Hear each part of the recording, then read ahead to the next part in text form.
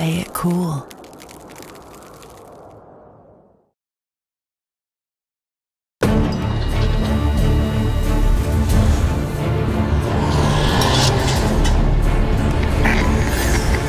Shit we do for money. I should have read too.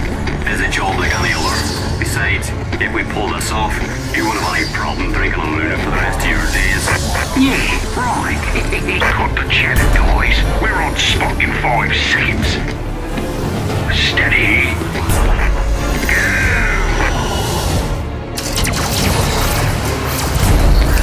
Damn! Red alert! Wait for the tank! Delta Wing returning fire. Got the bastard. This is Alamo. Delta Wings continue with the pursuit. We're staying with the convoy. Cornwall, out. Roger that, Alamo. Delta, do you read? Delta, this doesn't seem right. It's a trap. Noobs in the Gemini sector. How nice. Bloody time.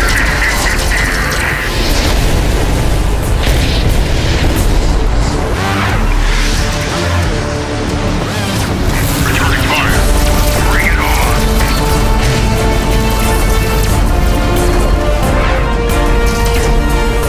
Defensive maneuver. All ships. Fire at will. It's a mosquito party out there. Cannon blasters at full, sir.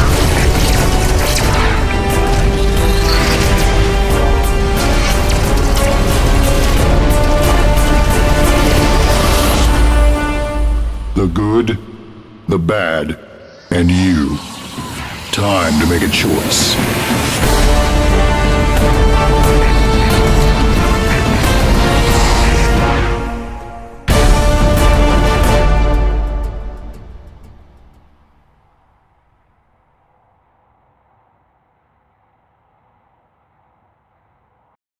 And we're live.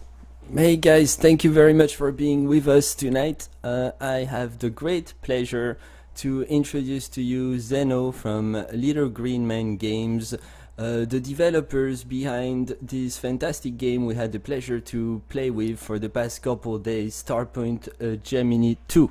I'm also here to introduce my very good friend, partner in crime, Rendark, also known as Peter O'Brien, here to do this interview. How you doing, Zeno? Fine, thank you, and thank you for inviting me. We're quite excited to have you. Where are you calling us from precisely on the European map? What? Sorry? On the European map, where are you in Europe? In Croatia, and the whole team is located in Croatia. Everybody from the whole development team is actually operating in the same town. Yeah, we are. Most of us are in the capital of Croatia, in Zagreb, and I'm the only one who operates from another city because I moved here 2 years ago. But for the work that I'm doing for LGM, I just need the internet for access to Steam. It looks like and you of actually course Skype for talking to you. Absolutely, it actually looks like you have very better internet than we do in the United States. Yeah. You'd be surprised. Our internet is not that great. Well, currently at home I have a 100 megabit connection, so it should suffice for this. I think we should be good. So we're gonna play a little bit of game footage. Obviously, we're gonna talk about the games, but we're mostly gonna focus on what we do best, and that's the development process behind the game. This is a game I've had the pleasure to play for quite a few days now.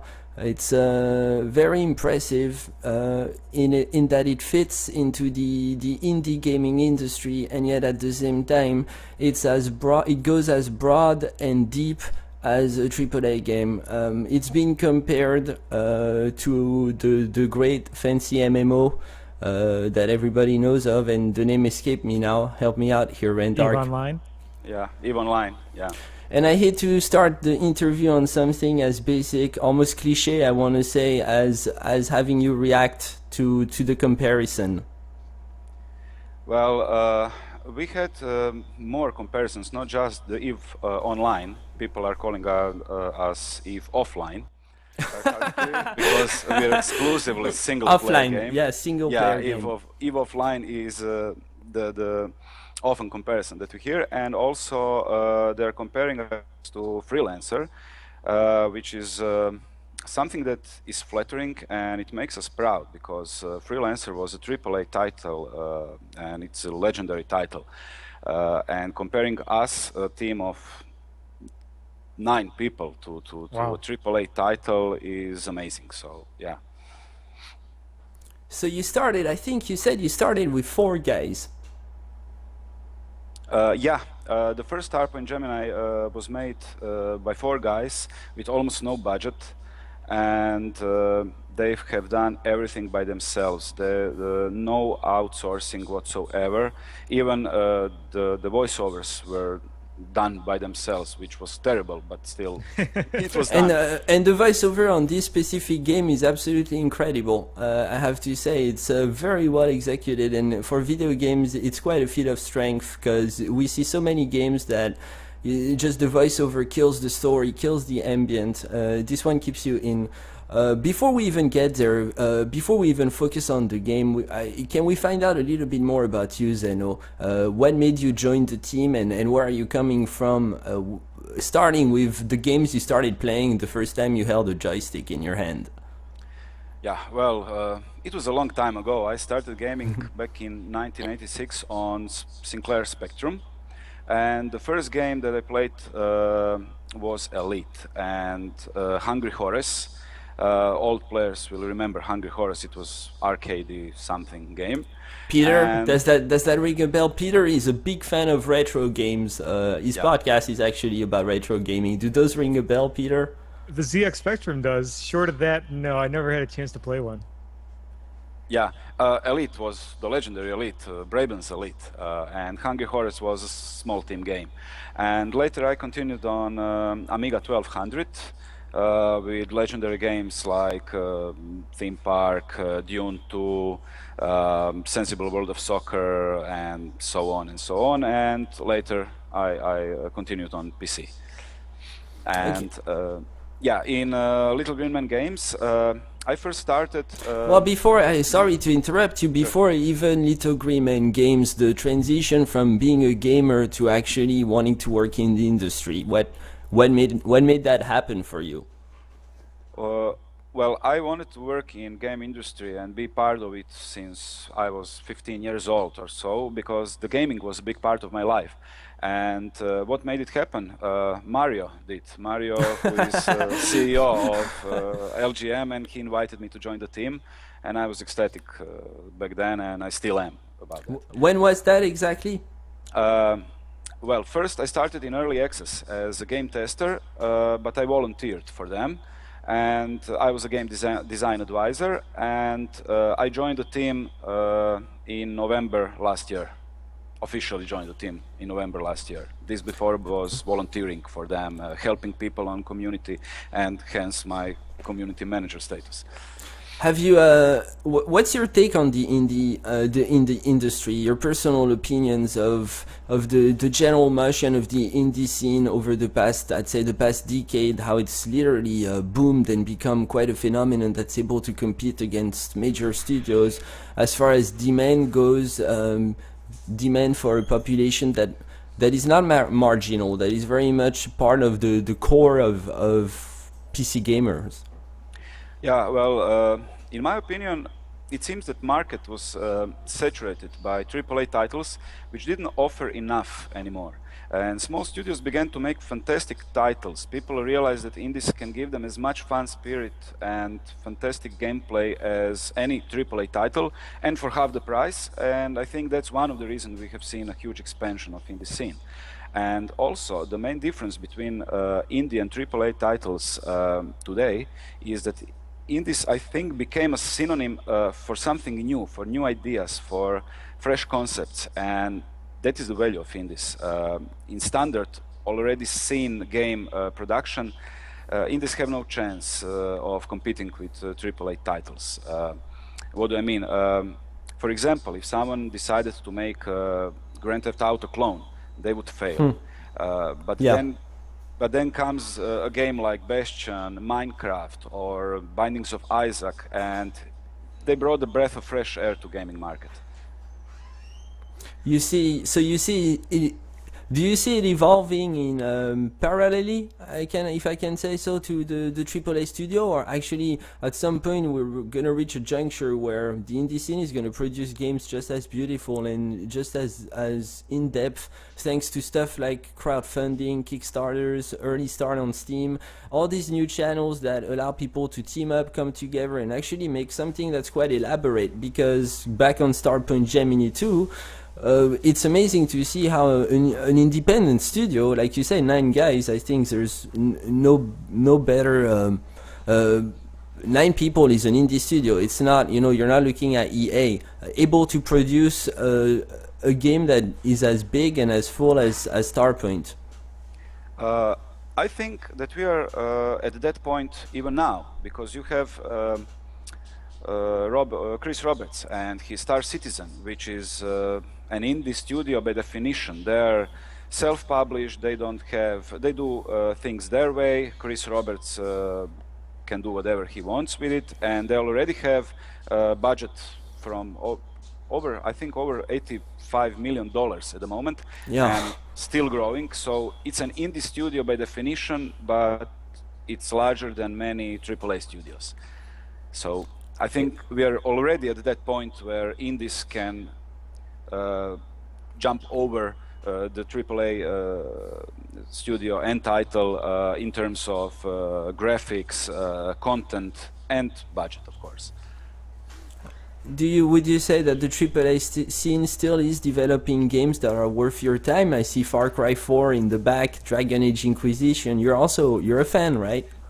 Yeah, I am a fan. I am a fan of AAA games, but I also realize that I'm paying more attention lately to indie games, simple yet fun indie games, than I pay for and play big AAA titles like Far Cry or Dragon Age. Although I love them, I love those games. But zooming in on Starpoint 2, Gemini 2, when you're talking about it, the depth and the breadth of AAA games, would you say that how much time can you actually stay on Starpoint Gemini 2 before you find something better to do with your life? Well, as a gamer and not as a developer. As a gamer. As a gamer, it's hard to say. I personally have more than 250 hours in game. And I still enjoy playing it. And we attended the big Reboot Develop conference in Dubrovnik a month ago, I think. And every speaker that was there, and there were some legends like Peter Molyneux, like Patrice from who made Assassin's Creed series and Prince of Persia: Sands of Time, John Hare who made Sensible World of Soccer, Cannon Fodder, and they all said one thing in their presentations.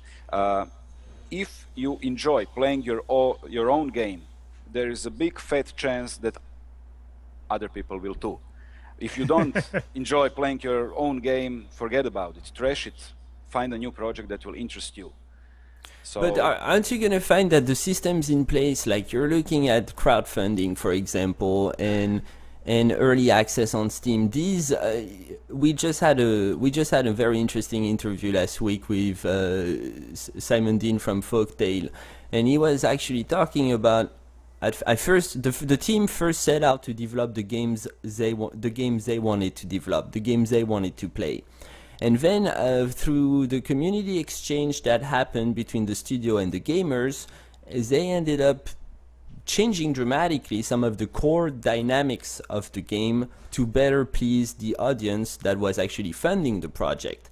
So in a way, don't you think that still the indie scene is quite influenced by the demand in a way that restricts your imagination? I don't look at it that way, because the reason we have gone to early access was to get input from the players. We did have many ideas and we implemented many ideas, but we wanted to see what the community wants. And how did those ideas influence the mechanics of Starpoint Gemini 2, if at all? pretty often the ideas the community gave us were even better than the ideas we came up with ourselves. So we implemented those ideas, and the early access version of Starpoint Gemini 2 is nothing like the final version. Many of community suggestions and ideas find their way into the final game, and we still have an enormous wish list of features they would like to see in the game, and we are saving that wish list for some other project, because many of those ideas came after the release of the game, so it's hard to break the game just to implement something new. But we have those things in mind, and I can assure you that we will implement them in some other project we will make. But so if I'm understanding you right, you're saying that the community has been very receptive to the game from the moment you guys broadcasted its original idea, and that actually the feedback that you got from the community was only went your way. What I mean is that it only went to reinforce the model, the structure you had already set up. Is that correct? Yeah. Yeah, first of all, community response in early access was fantastic, absolutely fantastic, and that left us speechless. We didn't know what to expect of early access. We were one of the first titles that entered Steam early access program, and we got so many fantastic ideas. So people were so eager to help and contribute to the game, and they were so passionate to follow us on this path together. And I think that every other project we will go into, we will also hit the early access first, because there's nothing better than doing the game for us and for the community, and let them contribute on the game.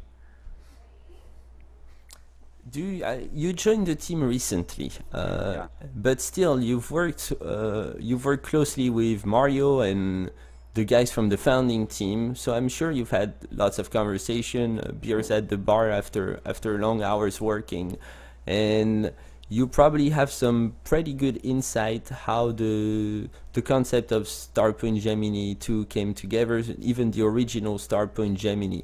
What motivated the developers in launching a game in space? Why space? And why the mechanics of Starpoint?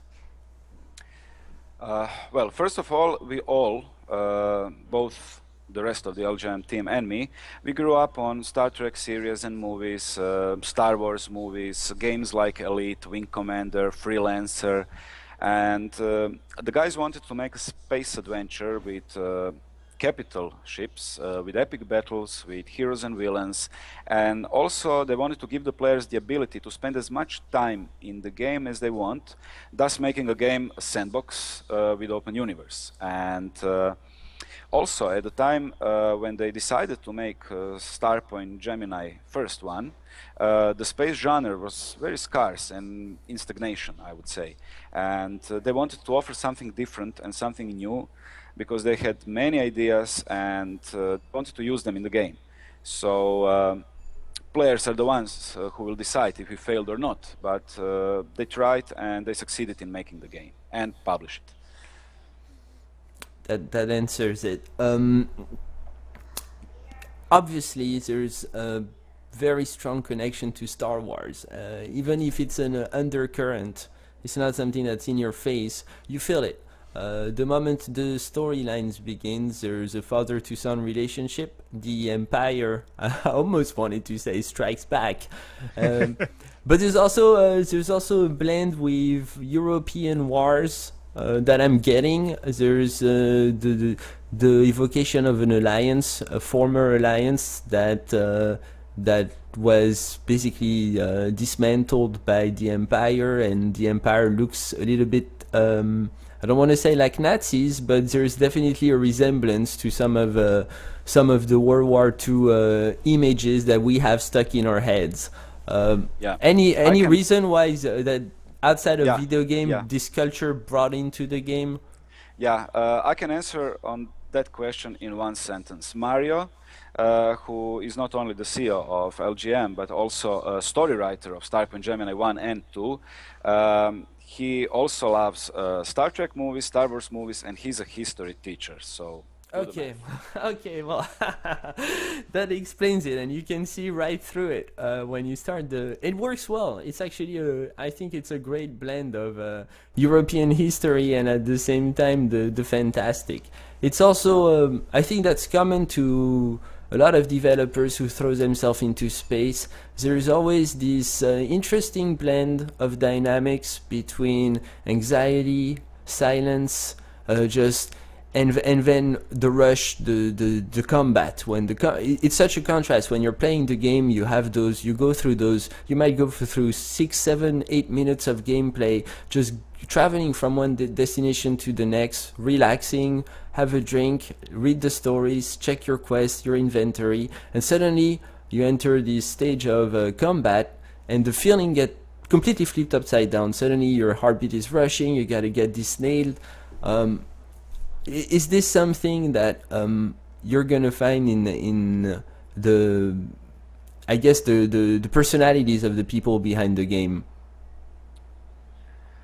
Well, it's hard to answer that. I mean, the game was made like that just to make that contrast, to make you scared of the combat, and so you can count your missiles, so you can think about your moves you will do after, as you said, about 8 minutes of relaxing. On the other hand, some people on forums said that Starpoint Gemini 2 is a medically approved game because it relaxes them after the work. But it can also be intense and scary and creepy at times, especially if you're traveling in some nebula, you don't see anything, the music is relaxing, and then boom, at once there are dozens of ships spawning on you and trying to destroy you. And I'd say you're imposing a little bit on the player this time of relaxation, and you know there's no real ways, at least at first, into the development of the game to avoid those traveling moments. And this is something, for example, you're going to find AAA studios are going to be they're going to frown on that because it's moments of inactivity, and they will always want to keep the player rushing. Have you guys faced any heat from the publishers, from the community at large, in keeping those moments of quietness and peacefulness as essential parts of the game? Well, not really. Majority of community likes that relaxing part. There were some people, of course, that say that the game is empty because of that. But there are few people who think the game is empty, but I think that there are so many elements in this game, and the map, just open the star chart and you will see how full it is. You can do plenty of things. So and the testament to this is that some people have more than 2,000 hours in the game. So I'm a noob. Wow. With my 250 You're hours. a noob. Is nothing compared to people. Yeah. So are you guys keeping track of your best players? Well, our best players became our friends, so they're constantly in the community. They're even now in the chat helping with questions. We are in constant touch, no matter of what they play at the moment, if they're still in Starpoint Gemini 2 or playing some other game. And so yeah, we do keep track because they're our friends, and they are in this journey together with us for all this time, almost 2 years now, and I'm sure they will stay with us on our next project. Rendark, I know you had a few questions that... please go ahead. So we were talking about the music, and I felt that in the sections where you're not in combat and you're just kind of traveling, the music felt very lonely. And it seemed like that was by design. I mean, you have troops on your ship, but you don't interact with them at all except to send them to die. And you lost your father to begin with, and it felt very, very lonely. Was that by design? Well, yeah, it was. The music is a stock music, but it was chosen to be as lonely and relaxing and ambiental as it can be, because you are alone in this universe, and this universe is not centered around you. Yes, you lost your father, but you're still just a captain in a vast universe trying to make a name for yourself and some money, of course, and credits. But most of the time you are lonely. You do have mercenaries that can accompany you. You can have dreadnoughts with fighter wings, but it's still just you in the whole galaxy. Was there any? And the reason, and the same feeling I got in Elite Dangerous, because I'm playing Elite Dangerous too. And when you go on exploring in Elite Dangerous, it is very lonely and very creepy feeling. And I think that's something that's common in space games, because it's space. It's not Call of Duty on a little map. It's with several players. It's a space, so it may pass months before you encounter another ship or get attacked or something. You mentioned that if you look at the star chart, you see how full the world is. How did you take a 3D space like space and represent it so well in a 2D star chart? Well, that's something that game designer could answer better than me. As I started as a player, I was very confused in 3D. I always am confused. I'm disoriented in 3D. But thank God for the Press P P button. Yeah. P button, which aligns me back. Yeah, it's easy to. Star chart is amazing. It's easy to find anything on it. It's easy to take a waypoint or something to make your ship go the right direction and just relax, sit back and wait to come on the location. But as I said, how is star chart made so amazingly well? It's something that game designers could answer better than me. What configuration did you choose as a player as far as controls? Primarily, the best Starpoint Gemini 2 is the best played with mouse and keyboard, no doubt about it, because there are many commands and input keys. But we also decided to try to implement support for controllers like Xbox controller or HOTAS systems, and it took us some time to implement HOTAS and controller support, but I think it's working pretty well now. I personally play with mouse and keyboard because that's the way I play games on PC. I tried to get going with the Xbox controller to start with, and I had a really rough time after about 45 minutes. So I even spent, about 2 hours trying to set up my own version with just a keyboard and a joystick. And even that was terrible. So you're right. I went to the keyboard and mouse, and it was so much easier. But it was kind of upsetting because I was looking forward to the combat that I used to experience in X-Wing and TIE Fighter games, and I was looking forward to that, especially since it seems to have that depth in the combat. But it's with all the extra depth that it has beyond that, it was a little harder to control with so few commands. About that, since we signed the agreement with Microsoft, and since we will be released sometime by the end of the year, I hope, on Xbox One, we had to do a revamp of and redesign of complete HUD. So we will make it much more friendly to controller users. Currently, I admit, it's not easy to play on controller. It's doable, but it's a hassle. Yeah. It was still fun, though, especially in the beginning when you just learned and you don't know the depth. But yeah. So I entered this the game with this huge expectation of just having fun in space, and it totally lived up to that. I mean, I could do anything I wanted. I could go kill people. I could just, mine asteroids for hours if I wanted. As the ships get bigger, and I imagine I'm going to have fighter crews. Is that true? That I can release? And how in depth can I get in controlling individual fighters, or is that all kind of like the fire at will command? Fighters are similar to fire at will command, but they are also listening to your mark target command. So if you want them to attack specific enemy and focus on it, you just have to mark the target on that enemy. At that point, both fire at will command and your fighters will take about 2 or 3 seconds to recalculate their trajectories and enemies, and they will start attacking that target. If you don't mark target, they will attack either the target that is closest to you or that is closest to them. Yeah.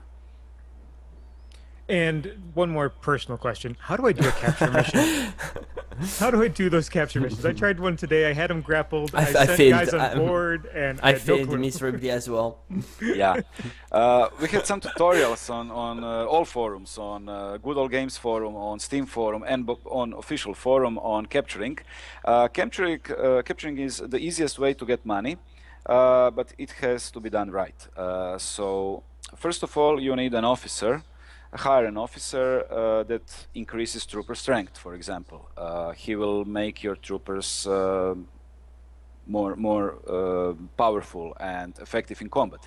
The second thing that you need is definitely enhancement on your transporter, which allows you to transport more troops at once.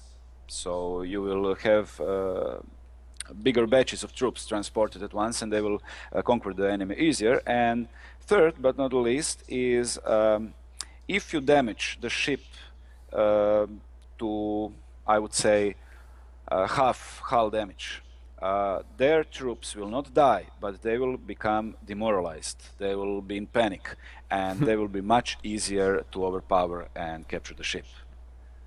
Yeah. Okay, Those are great. three most important things. So trooper strength with officer, damaging the ship prior to transporting, damaging the ship, and transporter capacity increase. Yeah. Thank you very much. Now I feel like I'll have a chance at those. Yeah. I noticed that there was some interspersing of low-level freelance missions that ended up putting me in a level 37 territory. And did you guys? I don't know if you know, but was the world designed to have you go through those tougher areas just so you could see them as you go through, or was that just happen chance on the mission I happened to pick up? Recommended mission levels are in fact guidelines, like Jack Sparrow would say in Pirates of the Caribbean, just guidelines.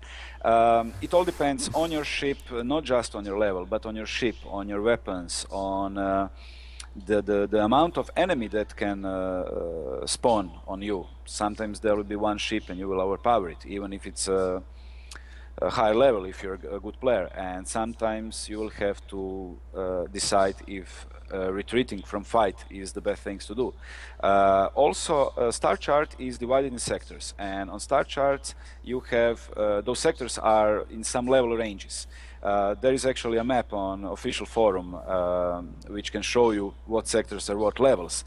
If you're just going on straight line, you will pass through many sectors. So it's not like in World of Warcraft where the game linearly holds your hand through the starting zone to level 10 to 20, 20 to 30. You can end up anywhere. So yeah, it was a design decision to make a big space that can be more dangerous in some sector and less dangerous in the other. And if you encounter a fight that you think you cannot win, retreating is not a cowardly act. What class do you play personally? I started as a gunner, and later I started the commander, and I'm playing the commander at the moment. But many people say that engineer can be the best or the worst class, depending on how you play it. Engineer who is nicely spec'd in his skills can overpower any enemy in a second, come behind him cloaked, board him without even firing of a blast. And engineer is toughest to learn and to master. Commander is, in my opinion, the easiest one. Okay, great. I'm kind of out, Fred, unless you got some more. Yeah, I've got plenty actually. The first one is how much of a learning curve would you say there is to getting good at Starpoint Gemini 2? Is it a game you can just pick up and play, or do you think you're actually trying to challenge players from the moment they start and throughout the campaign? I always say it's easy to learn, but it's hard to master. I still didn't master it. We have people that master it, that know every build, they calculated every possible combination of enhancement, officer, and weapon, and they managed to make their ships almost invincible. I'm far from them. far from them, but it's easy to learn. You can manage. After you pass the initial tutorial, you will know how to maneuver your ship, how to shoot, how to watch your shields, redistribute energy between shields, weapons, and engines. And is it one of those things where as you play the game, you wake up one morning and you say, "Oh, I get it now. I should have done this for the past 2 weeks," or does everything kind of grow organically on you? I think it grows organically. I think that by playing you will learn. And yes, it's a bit on a hardcore side, but it's less hardcore than Elite, for example. I mean, Elite is a beautiful game and I love it, and it's unforgiving. It's really unforgiving. Yeah. One simple mistake can cost you everything, and it happened to me, and I was not angry at the game. I was angry at myself because I didn't spend. I spent all my money to get cargo on board. Then I crashed into a station and lost everything: ship, cargo, and money. I didn't even have money for insurance, so I started like the day one, and I'm in Elite since beta. So it's hardcore, and I think every space game in a genre is a bit hardcore because they're basically games for mature community. They require some time to get used to get into, and the young players usually don't have the patience for it. If they can't kill anything in about 2 hours of gameplay, they simply quit and go for something else. And the interesting thing is that 65% of our community is over 30 years old. Oh, wow. Yeah. We made a poll on our official forum. I made it a year and a half ago, and it's a relevant poll now, and I can say that most of our players are over 25 and almost 80%, and 65% are over 30. So yeah, it's a mature community, and that explains the eagerness to help, the kindness of community, the patience of community, and all the beautiful input and suggestions we got. Okay. Would you say that if the team set out a few years ago to build Starpoint Gemini 2, was there a significant any point in time given that you faced some major challenges in the development of the game, and if so, what were they? Yeah, there were problems, of course. The problems were, first of all, lack of budget. That was the biggest problem, because big AAA companies spend more on morning coffees for the team than we had for the whole production at the beginning. So the budget was the main problem, and the lack of manpower was the second problem. And of course, that's closely related to the lack of budget, because if you don't have money, you can hire more people. The brothers believe that they can make the sequel of original Starpoint Gemini with 4 people, and it was a mission impossible, and more men were needed. And it's really frustrating when you have the plan and you have the ideas and you know you can pull it off, but then the budget problem kick in. And also the other problem was the lack of experience of working on a bigger project, because Starpoint Gemini 2 is not a big project, but it's bigger, much bigger than the first Starpoint Gemini. And many of the things related to working on the bigger project were learned on the fly on a trial and error basis. Yeah. Can you tell us? Go ahead. I can tell you how some of those problems were solved. Please.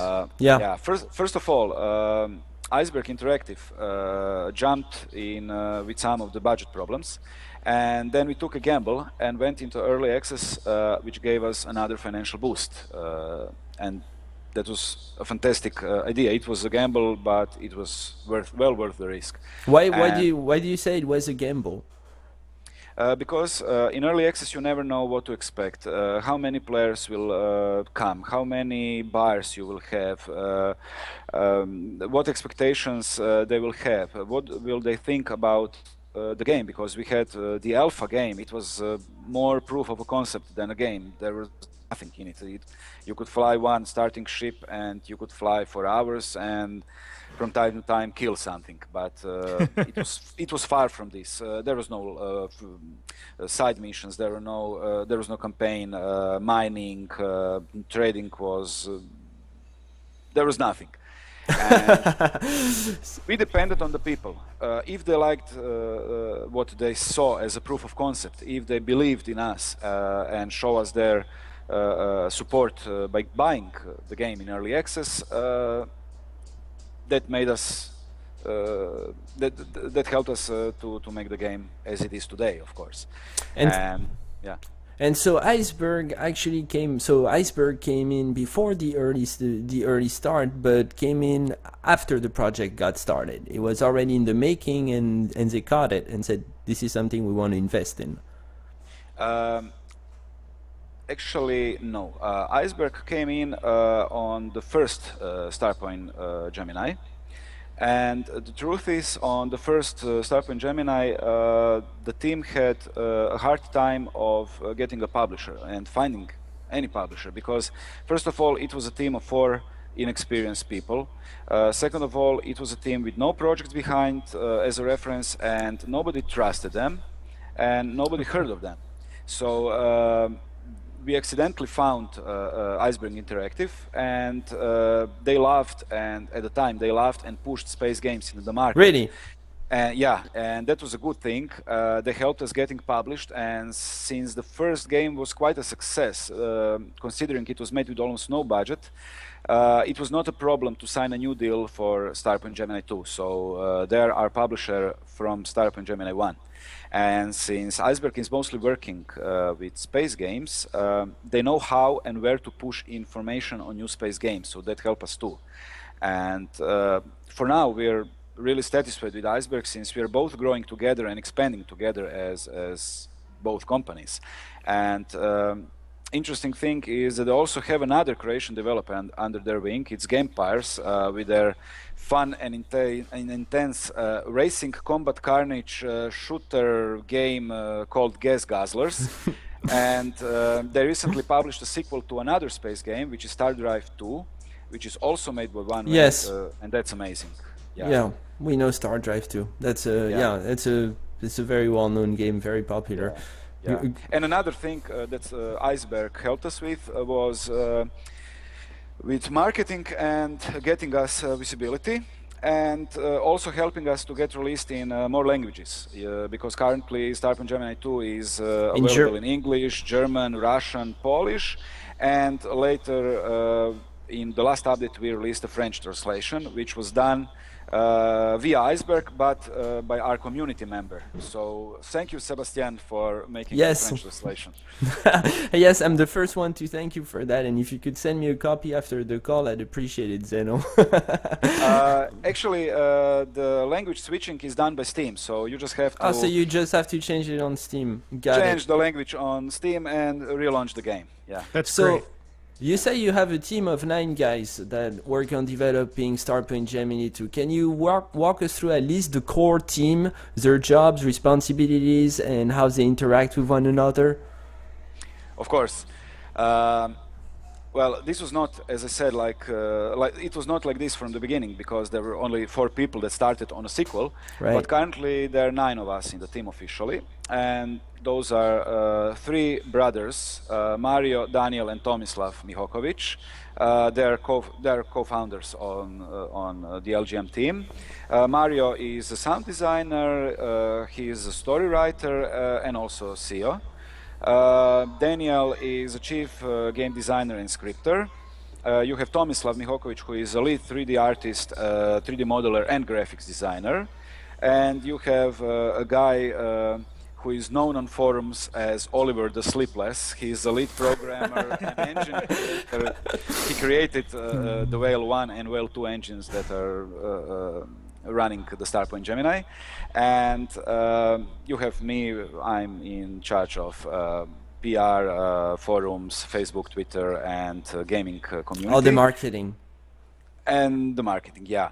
And you have Hrvoje, known as Kele. He is a programming, and he's in charge of Oculus Rift support. Oh, wow, interesting. I can't imagine this game. That'd be awesome.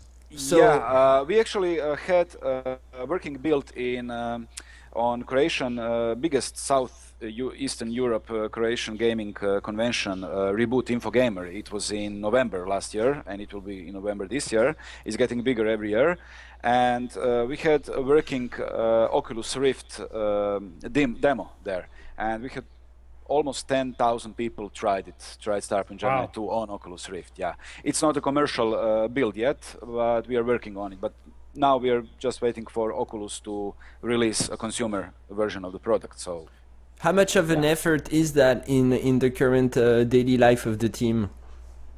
It's time consuming. It's time consuming, firstly because you are doing something for a developer kit. It's not a final version.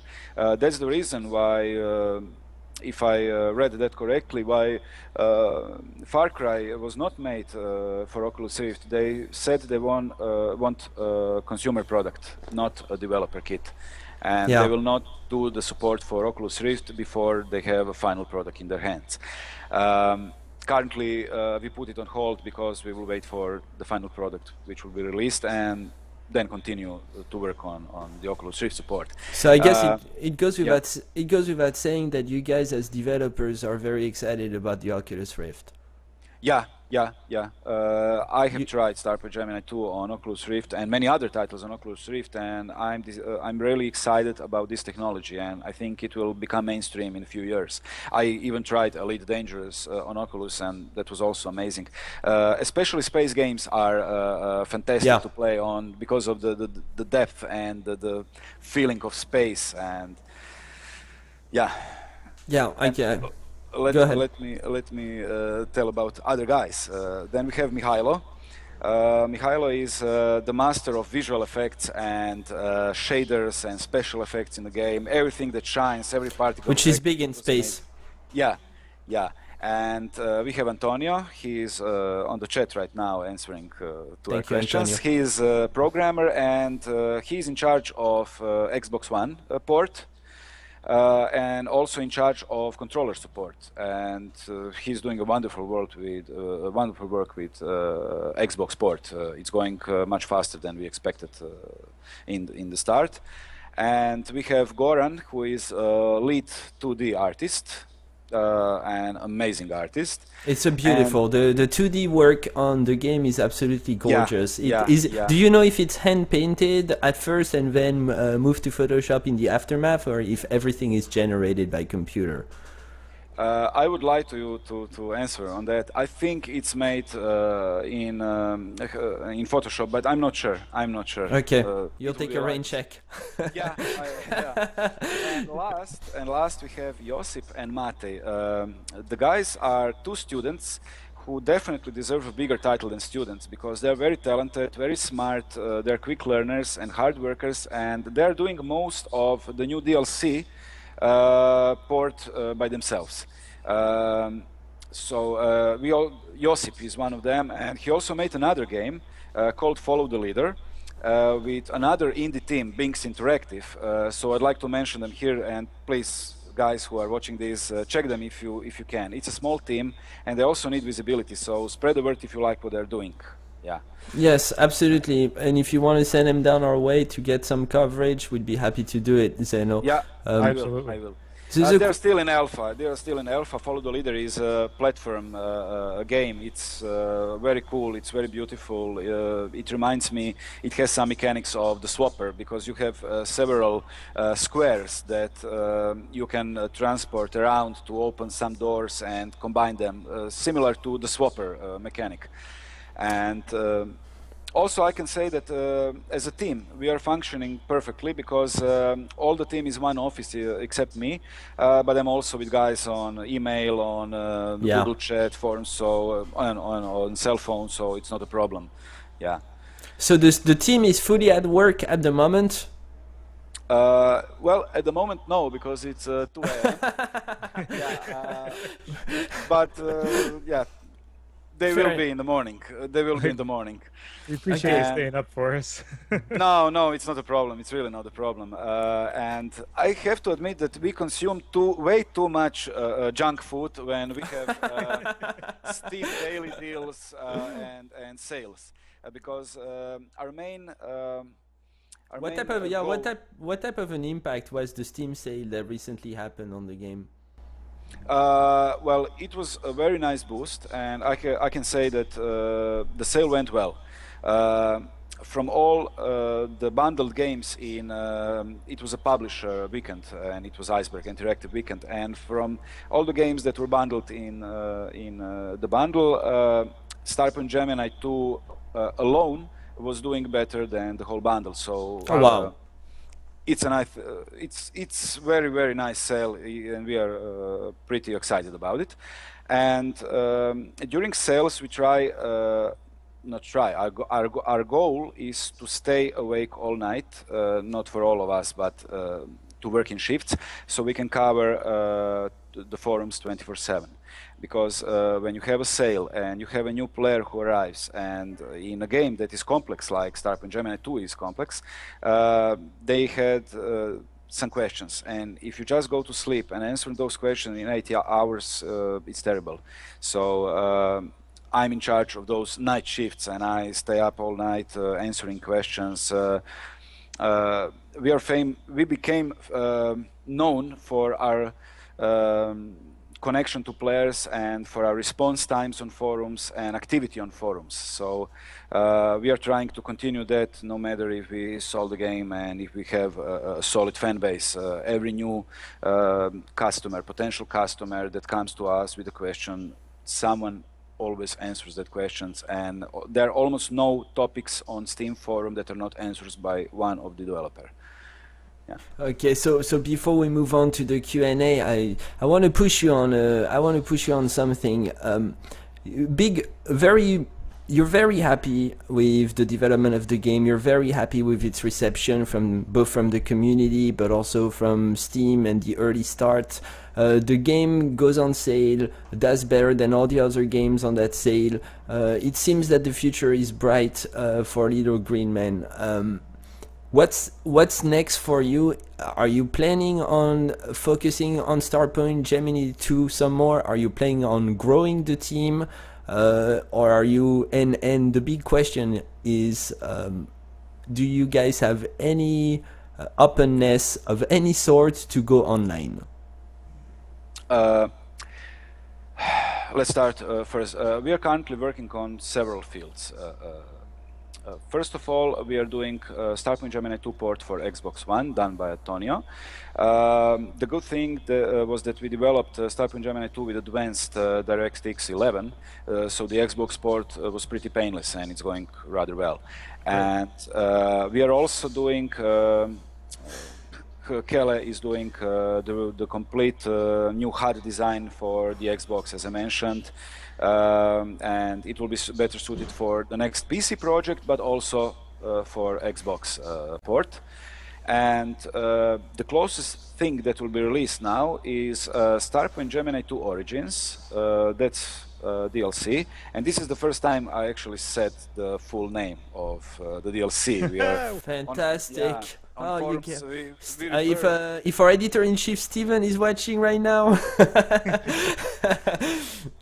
Yeah, we on forum refer to it as free DLC, which will be totally free of charge, or the SPG1 port DLC, but it's Starpoint Gemini 2 Origins.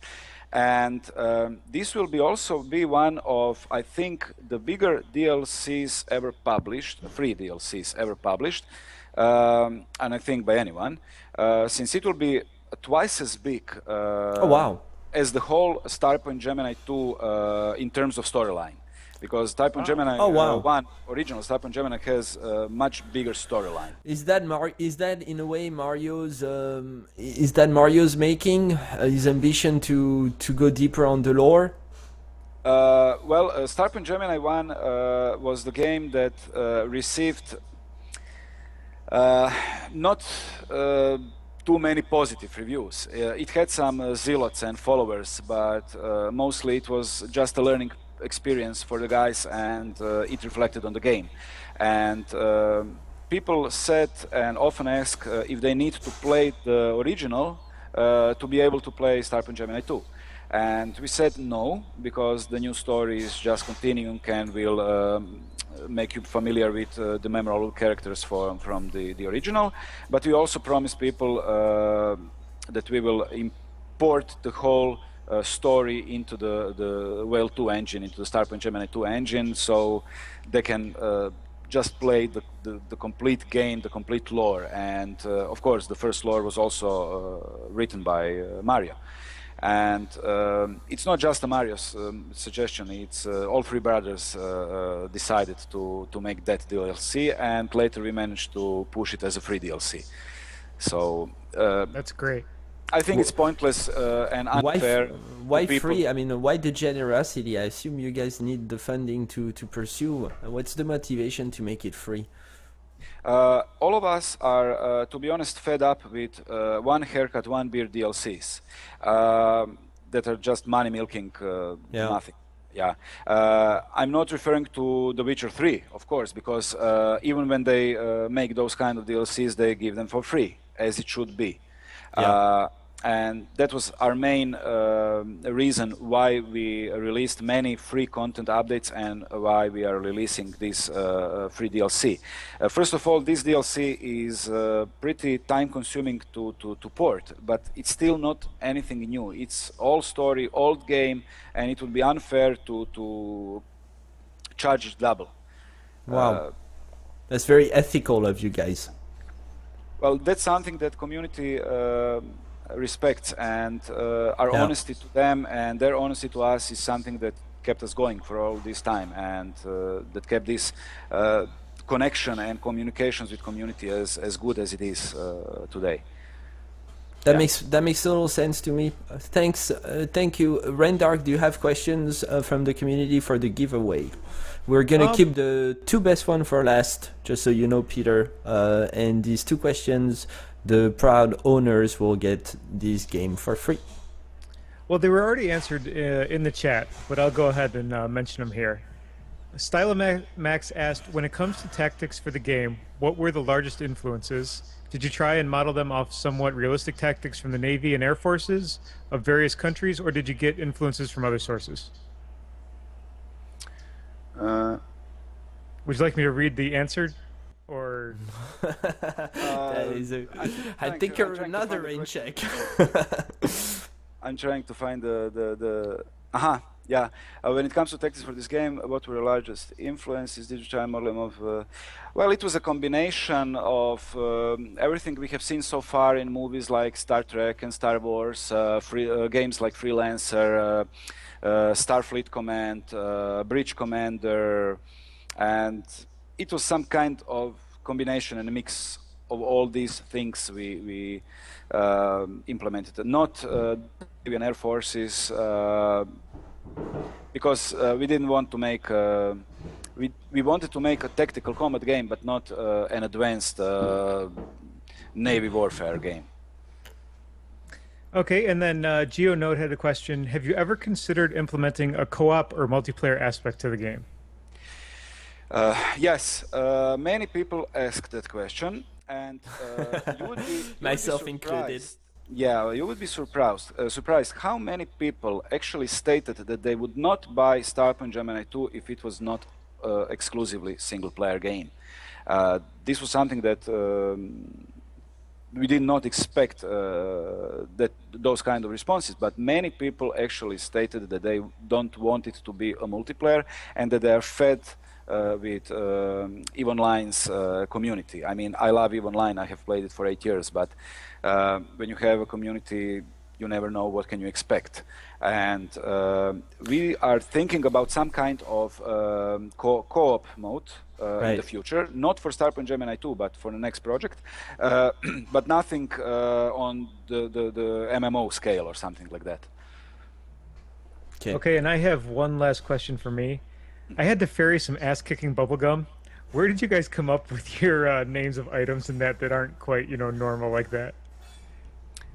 Sorry, I didn't understand the question. What? I had a ferry quest where I had to ferry ass-kicking bubblegum. Ah, yeah. Were these community suggestions for names of items, or where did they come from? Some were community suggestions and some were ours. And you also have people were having a laugh in game when they were attacked by pirates for having adult magazines and strong alcoholic beverage named hogwash in their cargo. No gold, no money, no precious metals, just porn magazines and hogwash drink. And after that, we decided to make a hogwash drink that we are giving to people when we visit gaming conventions and gaming fairs. And after they share a drink with us, they disappear somewhere and don't come back. So not sure if they like hogwash or not. But I have here, and I will show it on camera. This is a label for a hogwash drink. So yeah, it became pretty serious during time. That's awesome. That's great. Yeah. Are you done, Rendark? I am. I'm good. This has been great fun. Zeno, we can't thank you enough for doing this. We're really thankful that we actually got to talk to the developer of Starpoint Gemini 2. That's going to stay in our history.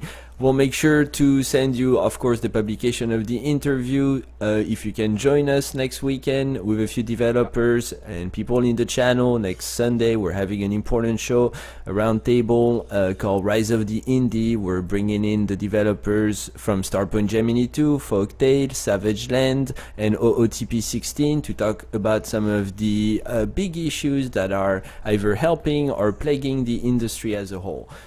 Zeno, thank you again. That's it for us. Please, last comments. Yeah, I would just like to thank our friends from the community who are helping us constantly. And after the very successful early access, we got help from our community friends and enthusiasts on all fields.